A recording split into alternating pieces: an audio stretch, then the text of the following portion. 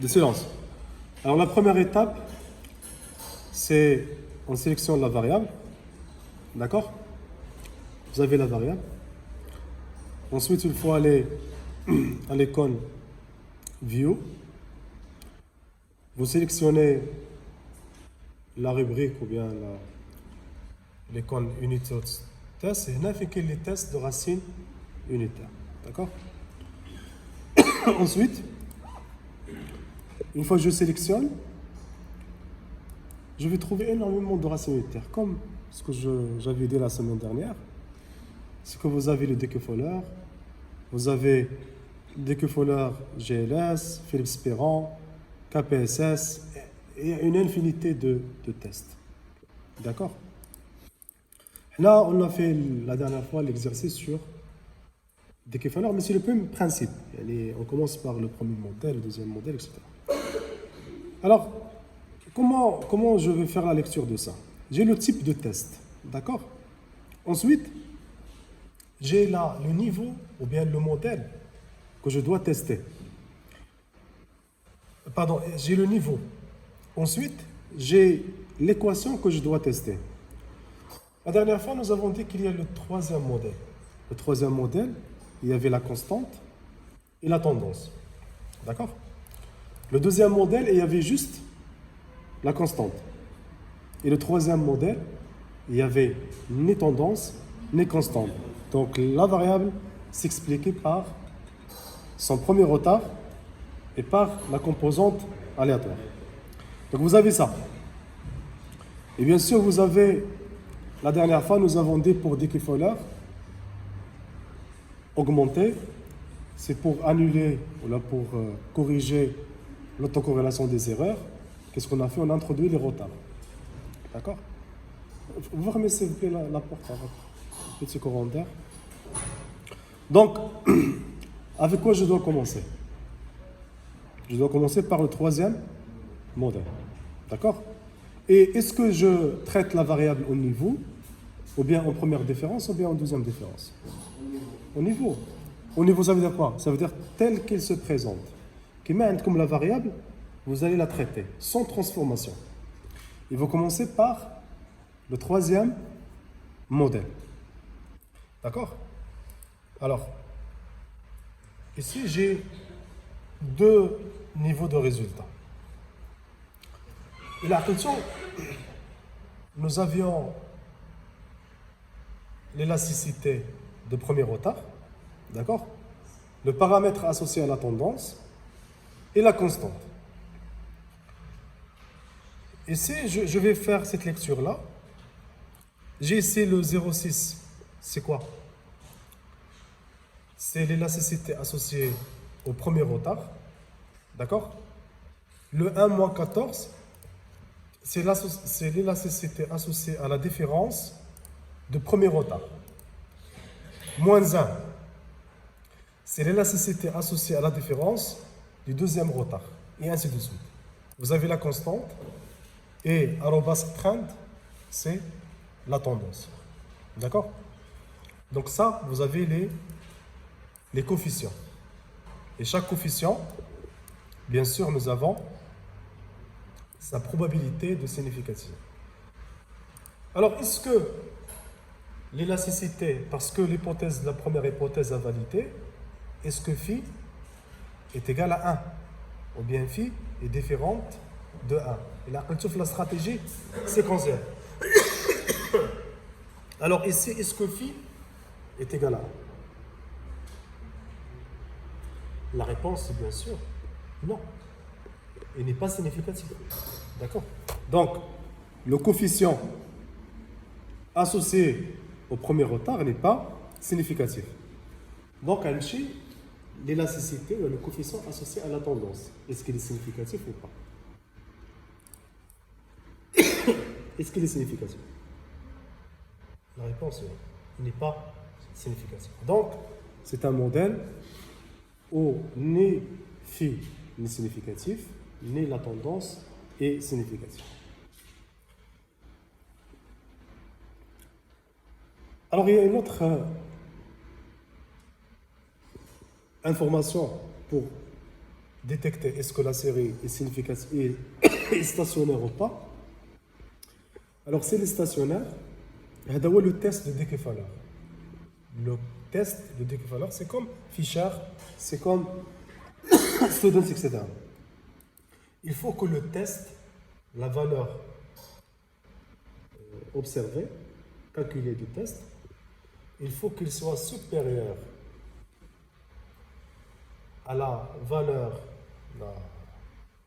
en valeur absolue, de la valeur de test tabulée. D'accord? Tabulé à 5%, en valeur absolue, c'est 3,5. D'accord? Et la valeur de test calculée, c'est 1,5. Donc 1,6 est inférieur, généralement, à la valeur absolue de 3,55. Donc en conséquence, puisque le T observé est inférieur au T tabulé, donc la série elle est stationnaire en fait. Mais chez non stationnaire, elle est stationnaire. Alors elle est stationnaire ici, à quel niveau? Au premier modèle, d'accord? Est-ce qu'on doit se limiter au troisième modèle, pardon? La réponse est non. Donc on doit chercher, on doit vérifier au niveau du deuxième modèle. Donc un chiffre deuxième modèle, où il y a uniquement la constante, la tendance. Alors ici, je vais faire une deuxième vérification. L'élasticité associée au premier retard, est-ce qu'elle est significative? Et vous allez me dire, mais oui, il est significatif, peut-être à 5%. Est-ce que la constante est significative? La constante n'est pas significative. Sciences économiques. J'ai les coefficients, d'accord? Et pour que le coefficient soit significatif, il faut que la probabilité associée à chaque coefficient soit inférieure à 0,05. Il y a 5%. C'est un seuil qu'on choisit, d'accord? On peut choisir 2%, ou la 1%, ou la 10%. Donc ici, le bêta n'est pas, la constante n'est pas significative. Et même ici, si vous remarquez, donc toujours le T calculé est inférieur en valeur absolue au T observé, tabulé. Donc, je passe pardon, au dernier modèle. D'accord? Sans constante et sans tendance. Alors ici, qu'est-ce qu'il me dit? Il me dit que l'élasticité, généralement associée au premier retard, il est significatif. D'accord? Donc j'ai deux choix. Bien sûr, il y a ce problème-là qui dit que la série n'est pas stationnaire. Alors, en pratique, on se confie davantage, généralement, aux élasticités, aux coefficients. D'accord? À leur significativité. Donc là, a priori, je peux dire que la série n'est pas stationnaire. La probabilité, elle est de 1%. D'accord? C'est pour confirmer. Mais moi, en faisant généralement en traitant les statistiques, je sais que la série, son évolution, d'accord, la série n'est pas stationnaire. Maintenant, est-ce qu'il y a une tendance? Est-ce qu'il y a une constante? La tendance est non significative. La constante était non significative. Donc, je vais y sans tendance et sans constante. Alors maintenant, j'ai confirmé que la série n'est pas stationnaire. Comment la rendre stationnaire? C'est une série qui est DS. D'accord? Comment la rendre stationnaire? C'est simple. Vous allez partir à l'école génère. D'accord? Génère.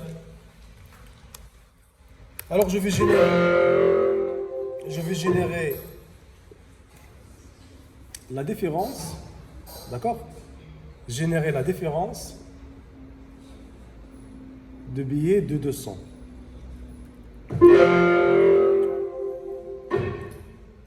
Alors comment faire?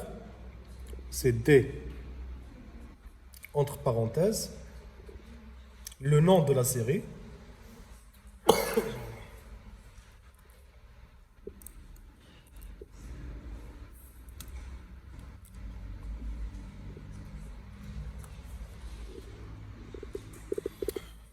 donc je renomme, je crée une variable, D billets de 200, la différence de billets de 200. Le logiciel, cette variable que je dois créer, c'est une variable qui est tout simplement la première différence des billets de 200. Pour qu'il fasse la première différence, c'est de rouler D, d'accord, entre parenthèses, le nom de la variable. Si vous voulez faire deux différences, c'est D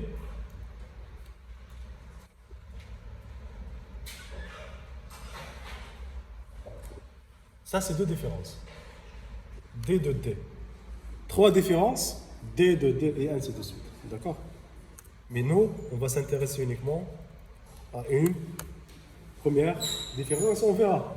Est-ce que la série est stationnaire ou pas? D'accord? Donc je fais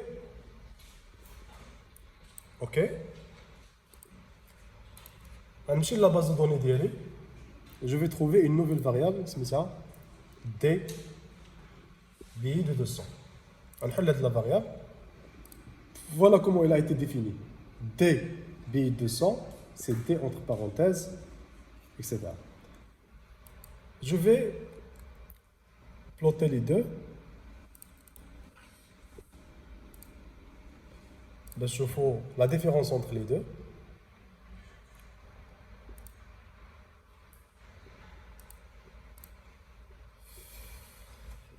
Donc vous avez une série au niveau qui était croissante et volatile, d'accord?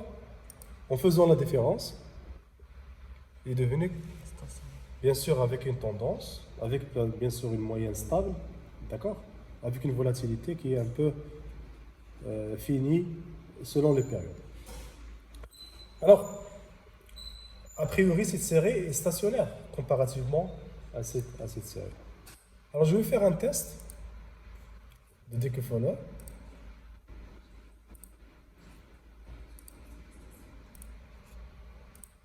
De la première différence.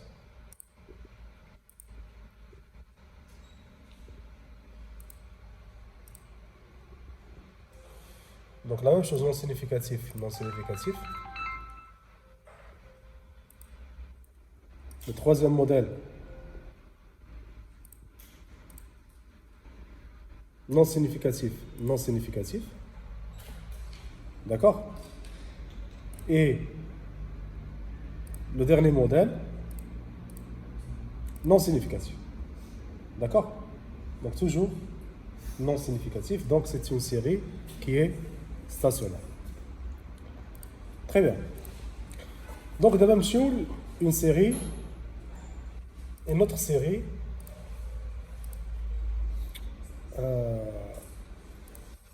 où il y a le PIB.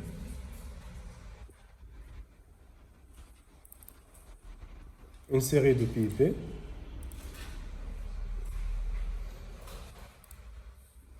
Voilà. Ça, c'est la série de PIB du Maroc. De combien?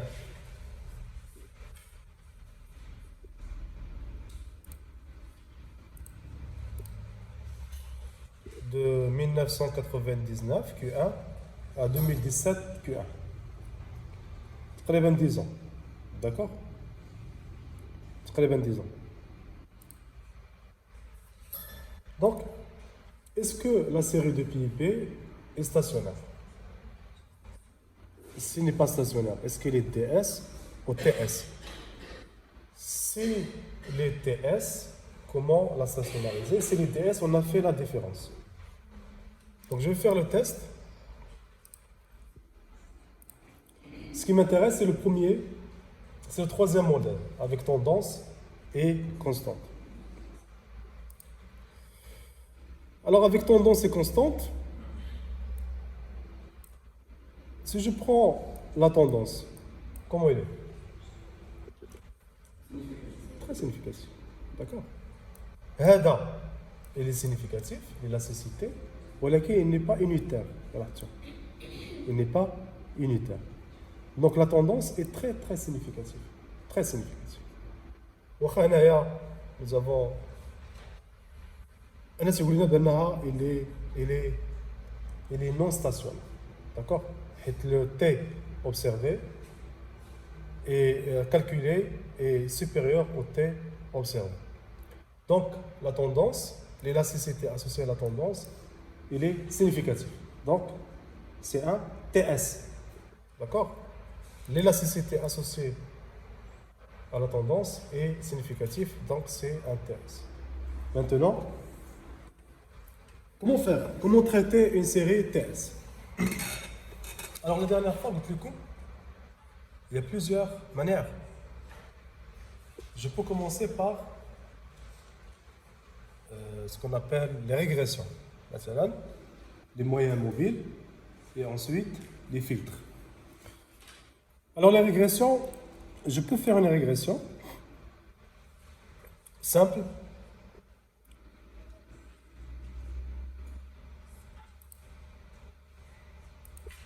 D'accord? La régression, je sais qu'on faire. Comment ça se le PIB? PIB.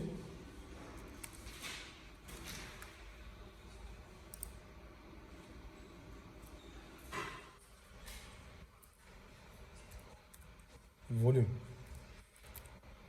Alors, je dois expliquer le PIB en volume.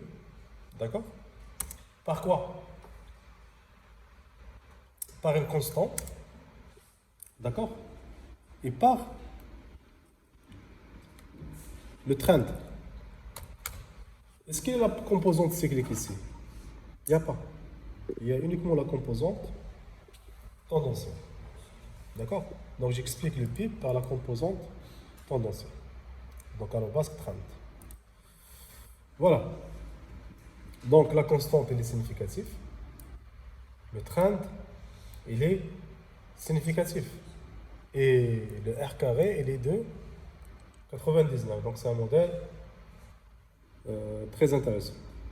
Ensuite, je dois récupérer, pour avoir le Y estimé, d'abord c'est, parce que la composante cyclique c'est quoi? C'est Y observé, d'accord? Observé moins Y estimé sur la base de la tendance. Donc, je récupère mon modèle, le modèle d'Y. Je le fais. Le PIB est égal à 84, il a 8400, il a 84 000 plus 1530. Donc je récupère cette valeur-là, ma double équation. Je vais faire la même chose que la dernière fois. D'accord? Je vais générer une nouvelle série. Et ainsi, le PIB volume tendanciel. D'accord? Et le PIB volume tendanciel, c'est la constante plus la tendance. Ok. Alors, je vais plotter les deux.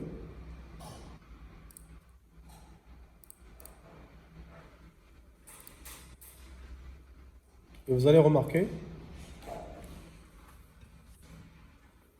l'observé c'est quoi? C'est en bleu, d'accord?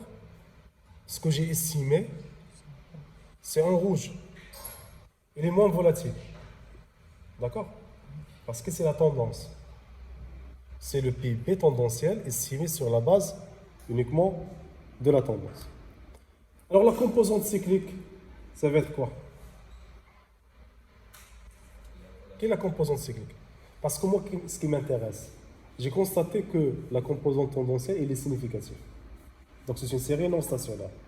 Pour la rendre stationnaire, je dois éliminer la composante tendancielle et garder uniquement la différence entre la composante tendancielle et la composante observée.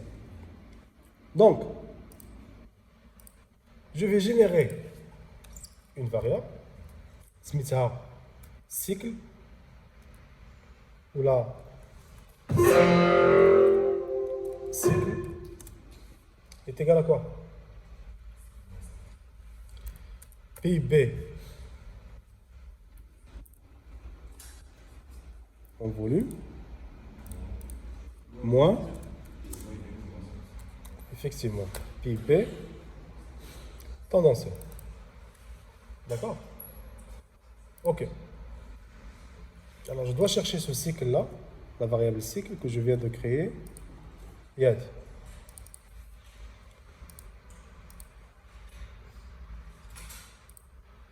Voilà. D'accord? Ça veut dire quoi cette composante? C'est la composante cyclique, c'est la différence entre ce que j'observe par rapport à la tendance.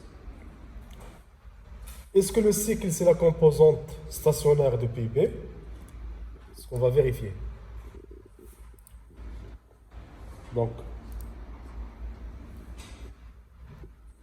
à des non significatifs, à des significatifs, non significatifs, pardon, ou à des, elle est différente de 1.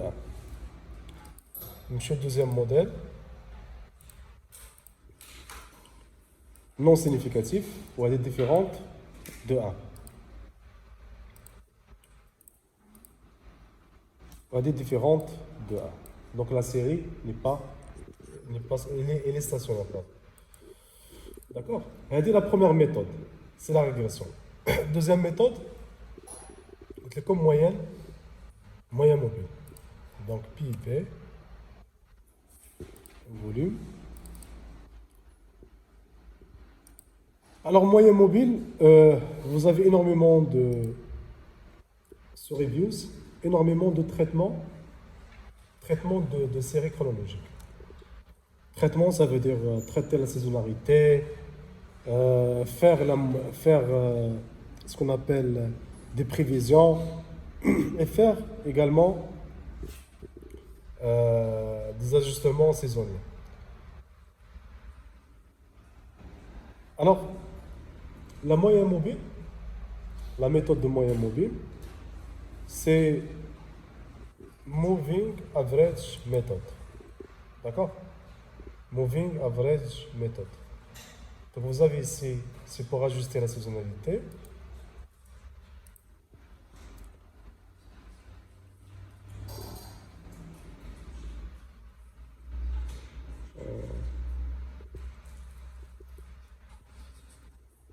Vous avez la méthode de filtrage exponentiel. De la méthode de filtrage, d'accord? Vous avez simple, double. Ça, c'est des choses que vous pouvez documenter vous-même. D'accord? Sur Reviews pour comprendre les méthodes de lissage, mais toujours pour lisser. Ça veut dire éliminer la partie tendancielle et garder uniquement la partie saisonnière. Cyclique. Alors, il y a les filtres. Les filtres, c'est comme les moyens mobiles, sauf que les filtres, c'est vraiment... L'objectif est de décomposer la série en deux parties. Partie cyclique et partie tendancielle. J'ai demandé de faire une recherche, vous pouvez faire une recherche sur le filtre HP. C'est intéressant. Alors, le filtre HP, son objectif, c'est de décomposer une série tendancielle. C'est la composante tendancielle et la composante cyclique. Donc, cycle, je vais le noter. Trend, c'est la partie tendancielle. Et cycle, c'est la série. Je vais noter cycle 2. Et il y a un paramètre de lissage. Le paramètre de lissage, il est très important parce que c'est lui qui permet de faire le lissage La valeur هذه, il change selon